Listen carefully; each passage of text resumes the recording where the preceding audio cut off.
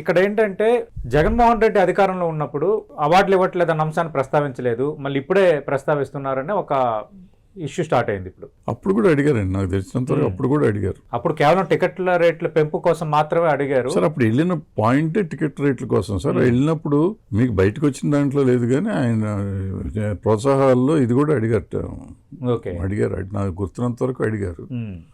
నారాయణమూర్తి గారు కూడా బయటకు వచ్చి నాకు చెప్పినట్టు కూడా గుర్తు, నాకు సరిగ్గా గుర్తులేదు కానీ నాకు పాత ఎక్కడ గుర్తుంటే. బట్ చాలాసార్లు చాలా మందిని చెప్పాం, ఆ గవర్నమెంట్కి ఈ గవర్నమెంట్కి. ఇక్కడ తెలంగాణ గవర్నమెంట్ని కూడా అప్పుడు అడిగాం, ఈ అవార్డ్స్ ఇవ్వండి అని. తెలంగాణ వాళ్ళు సింహ అవార్డ్స్ ఇస్తా ఉన్నారు, ఆంధ్రాలోనేమో నంది అవార్డ్స్ అనౌన్స్ చేశారు. బట్ అక్కడ జరగలేదు, ఇక్కడ ఇది జరగలేదు, రెండు జరగలేదు.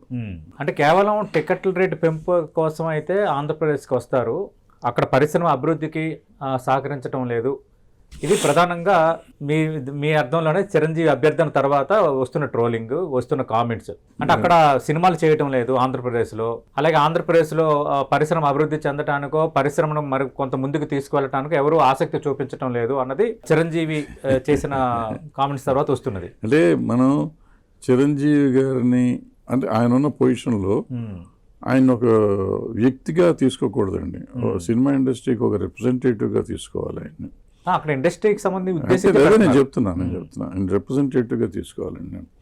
ఇప్పుడు ఆయన ఒకడే ఇల్లు అక్కడ చేయలేడు. ఇప్పుడు మనకి ఎప్పుడు అసలు ఈ సినిమా ఇండస్ట్రీ ఇక్కడ ఇంకా తమిళనాడులో ఉన్నప్పటి నుంచి ఒక 30% ఆఫ్ ద ఫిల్మ్స్ వైజాగ్లో జరుగుతున్నాడు. వైజాగ్ కానీ రాజమండ్రి కానీ వెస్ట్ ఈస్ట్ గోదావరి జిల్లాలో నడుస్తానంటే ఇప్పటికే నడుస్తున్నాయండి.